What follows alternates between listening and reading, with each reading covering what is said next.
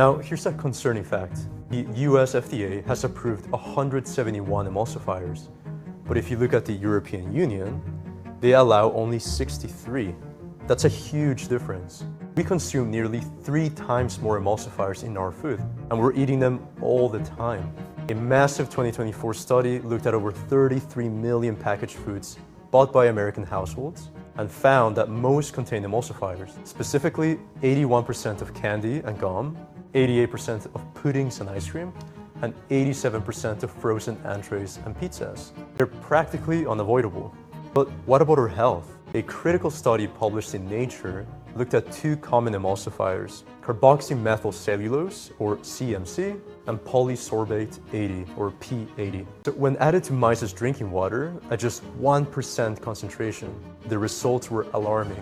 Harmed gut bacteria, intestinal inflammation, toxins entering the bloodstream, increased appetite and weight gain, basically obesity, and it gets much worse. These negative effects lasted at least 6 weeks after stopping the emulsifiers, showing long-term damage.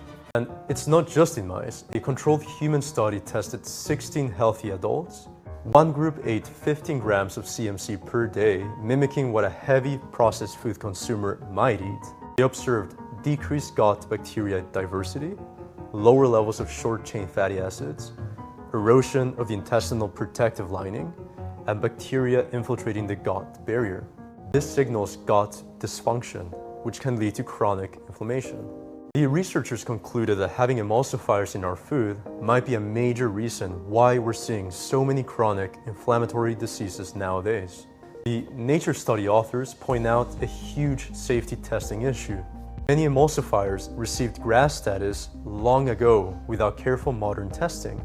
Traditional FDA tests focused mainly on acute toxicity and cancer, not long-term, low-dose chronic effects like inflammation, gut damage, or metabolic issues. Their bottom line is that those old testing methods probably aren't good enough for how much processed food we're eating today.